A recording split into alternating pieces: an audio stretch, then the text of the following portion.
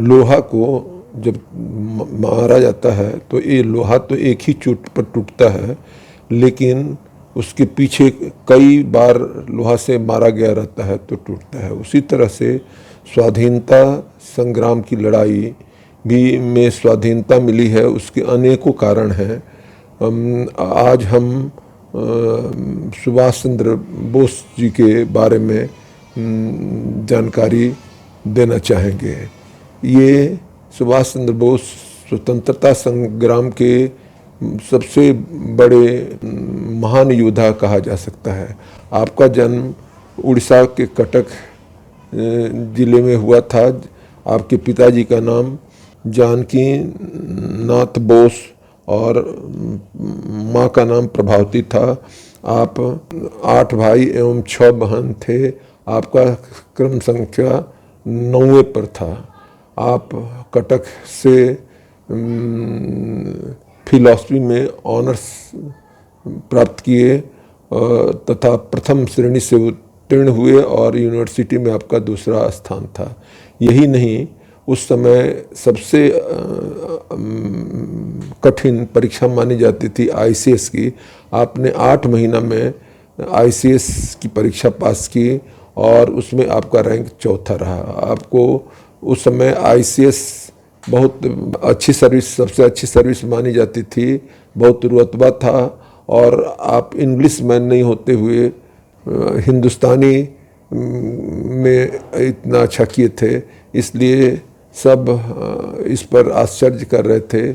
लेकिन आपका ध्येय देश की सेवा था। 7 महीना काम करने के बाद से लाख आपके पिताजी भाई साहब शुभचिंतक मना किए, लेकिन आप देशभक्ति, देश को स्वराज दिलाने के लिए इस आंदोलन में आ गए।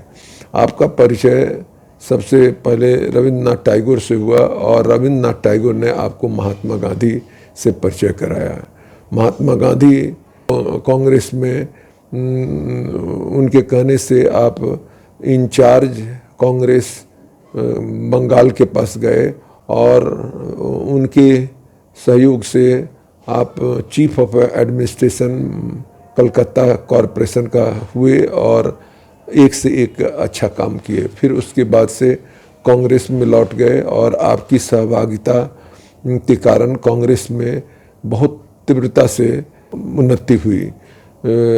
आप गांधी जी को परामर्श देते थे। आप उसमें 4 विभाग कर दिए थे और चारों विभाग हर एक आदमी मॉनिटर करता था। इसके कारण कांग्रेस की बड़ी तरक्की हुई। इसके बाद से आपकी विचारधारा थोड़ा गांधी से भिन्न होने लगी।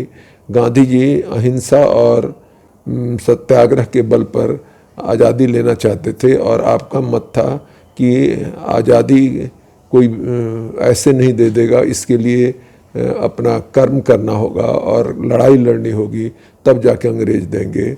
और ये समय बहुत उपयुक्त था क्योंकि द्वितीय विश्व युद्ध चल रहा था। इटली, जापान, जर्मनी और उधर ब्रिटेन पर बहुत ये हो गया था, ब्रिटेन पर हमला हुआ था और विश्व युद्ध चल रहा था। आप की विचारधारा उनसे नहीं मिली तो आप कांग्रेस की तरफ से अध्यक्ष के पद से खड़ा हो गए और उधर महात्मा गांधी सीता मैया को खड़ा किए। 1939 का जो महाअधिवेशन था, आपकी जीत हुई बहुत अधिक संख्या वोट से। फिर भी गांधी जी अपने ये पर अड़े रहे और आपको सहयोग नहीं मिल रहा था, इसलिए आप कांग्रेस को छोड़ फॉरवर्ड ब्लॉक के पार्टी बनाए और उसके अध्यक्ष हो गए। और आपने सोचा था कि हम अब देश के बाहर जाके शक्तियों को एकत्रित करके स्वतंत्रता संग्राम लड़ेंगे। गांधी से आप बातचीत में कहे कि ठीक है, आप और हमारा रास्ता अलग अलग है, लेकिन मंजिल तो दोनों का एक ही है, प्राप्त करना, इसलिए आशीर्वाद दीजिए। मैं अब बाहर से स्वतंत्रता संग्राम की लड़ाई लड़ूंगा। इसके बाद से इनके विचारों के कारण अंग्रेज इनको कई बार जेल भेजे। मांडला जेल इनको दिया गया, वहाँ इनका स्वास्थ्य खराब था, खराब होने लगा तो इनको कलकत्ता में जिस निवास स्थान में इनके पिताजी रहते थे उसी में ये भी थे, और पहरा अंग्रेज सरकार का दिन 24 घंटा रहता था। ये एक दिन वहाँ से निकल कर रोड के मार्ग से धनबाद और धनबाद से गोमो में ट्रेन पकड़ के ये चल दिए दिल्ली, और दिल्ली से फिर अफ़गानिस्तान होते हुए रसिया होते हुए ये हिटलर के पास पहुँचे। और हिटलर से मिलना चाहे। हिटलर उन दिन चूँकि द्वितीय विश्व युद्ध चल रहा था, उसके अनेक ये थे दुश्मन थे, इसलिए वो किसी से नहीं मिलता था, लेकिन इनको दिया था अपॉइंटमेंट। ये इंतज़ार कर रहे थे, तब तक हिटलर के रूप में एक व्यक्ति आया और हाथ बढ़ाया, ये कह के नहीं मैं नेताजी सुभाष चंद्र बोस हूँ, मैं भारत से आया हूँ और आप हिटलर नहीं हैं। फिर दूसरा आया, उसमें भी इसी तरह की जवाब दिए। तीसरा जब ओरिजिनल हिटलर बड़ा खुश हुआ कि कैसे ही पहचान जा रहा है। ओरिजिनल हिटलर जब आया तो उसके हाथ को पकड़ के ये किए और उससे मिले और अपने आने की सब चीज़ बताए। हिटलर ने कहा कि हाँ पहले हमको बताइए कि आप पहले दोनों को कैसे निकाल दिए। तो कहे कि सुभाष चंद्र बोले कि मैं आया था आपसे सहायता मांगने के लिए, तो सहायता देने वाला तन गंभीर रहेगा, सहायता लेने वाला को उत्सुकता रहनी चाहिए। वो दोनों मॉडल में आके पहले हाथ वही बढ़ा देता था, इसलिए हम समझे कि ओरिजिनल नहीं है। हिटलर बहुत खुश हुआ और कहा कि हम आपको हर तरह से मदद करेंगे, लेकिन जापान जो है सो नज़दीक है आपका, इसलिए आप जापान से ये कीजिए और हम आपको वहाँ तक पहुँचाते हैं और जापान को भी बोल देंगे।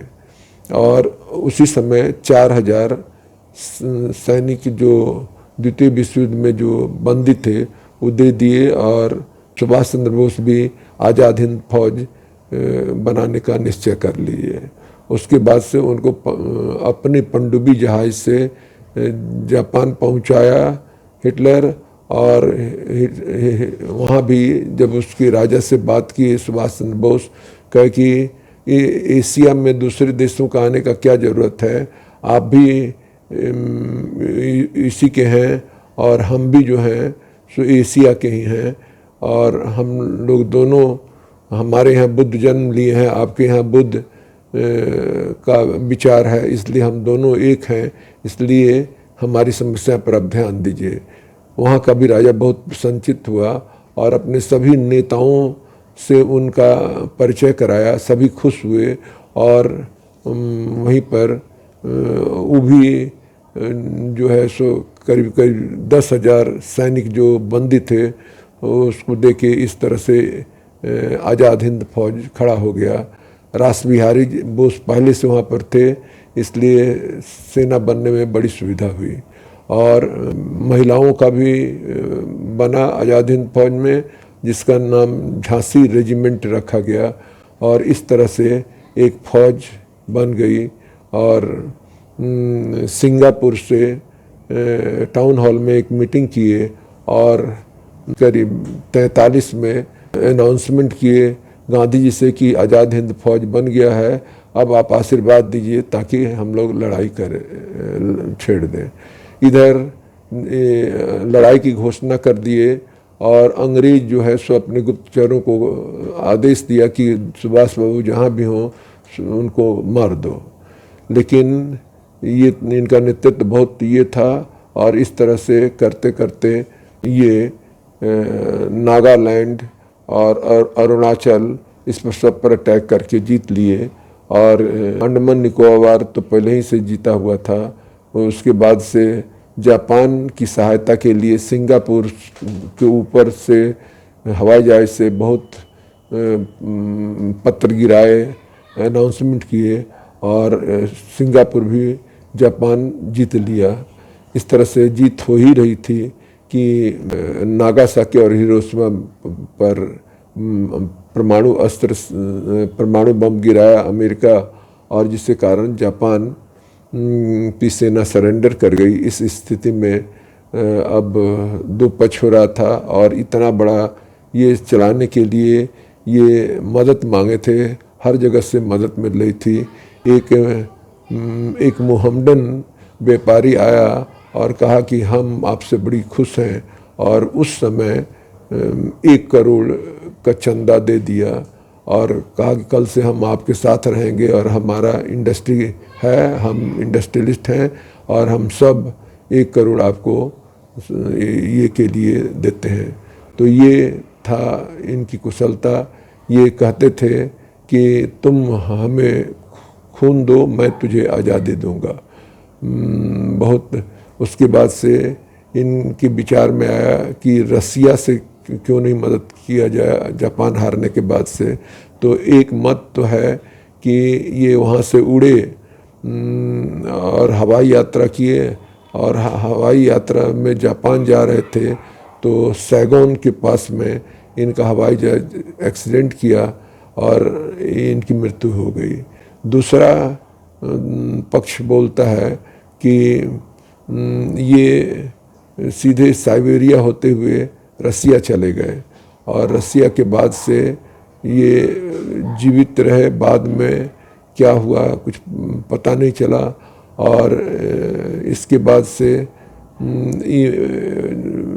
लड़ाई में जब जीत लिए थे कुछ पोर्शन हिंदुस्तान का, तो ये डिक्लेयर कर दिए भारत को एक देश जिसकी मान्यता उस समय 9 देश ने दिया था, जिसमें जर्मनी, इटली, जापान, USSR भी था, और अपना टकसाल, अपना करेंसी, अपना टिकट सब जारी करके, और ये प्रथम प्रधानमंत्री के रूप में अपने को ये किए थे। उसके बाद से ये पता नहीं चला कि सुभाष बाबू कहाँ हैं, और यहाँ जो और देश को स्वतंत्रता मिली तो बाकी लोग जो हैं सो कोई विशेष ध्यान नहीं दिए।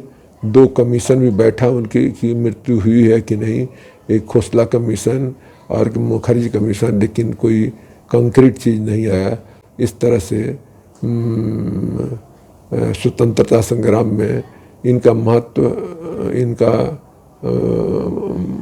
मैक्सिमम कंट्रीब्यूशन रहा है। ये बात मैं नहीं कह रहा हूँ, ये बात यूके का भारत में 1956 में आए थे, और उनके मित्र थे गवर्नर बंगाल का, खाना पर निमंत्रित किए थे। उसमें पूछे थे कि ये जो है स्वतंत्रता संग्राम में भारत आंदोलन असहयोग आंदोलन का से हुआ था क्या, और गांधी जी का कंट्रीब्यूशन क्या था। तो गांधी जी का वो कहा कि बिल्कुल उस आंदोलन को हम लोग दबा दिए थे। 42 का आंदोलन 44 में दब गया था, और गांधी जी का कंट्रीब्यूशन बहुत नगण्य रहा है। फिर पूछा गया किसका कंट्रीब्यूशन, तो बोले कि कंट्रीब्यूशन था कि सुभाष चंद्र बोस और आज़ाद हिंद फौज तथा हमारे सिपाहियों में सुभाष बाबू के कारण विद्रोह की भावना, हमारा नेवी का भी विद्रोह कर दिया, और चारों ओर से ये आ रहा था। कारण था कि शहीद भगत सिंह का फांसी हुआ था, और इसके पहले बंगाल का डिवीज़न हुआ था, उस पर बाल पाल और लाल भी देश को जागृत कर दिए थे।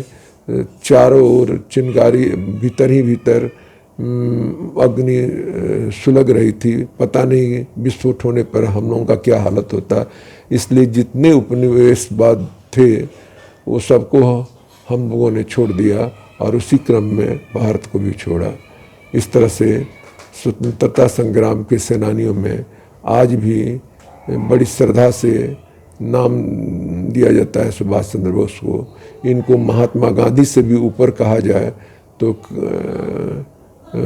कम ही होगा, और इनको जो है सो सही श्रद्धांजलि ये है कि कम से कम भारत रत्न जो है सो इनको की ये हकदारी हैं और इस पर विचार होना चाहिए, तथा इतिहासकार को सही इतिहास लिखना चाहिए। ऐसे लोगों के लिए ही दिनकर की ये कविता कि साक्षी है उनकी की चंद्र खगोल भूगोल, कलम आज उनकी जय बोल, ये एकदम बिल्कुल सुभाष चंद्र बोस के लिए सार्थक होता है। धन्यवाद। जय हिंद।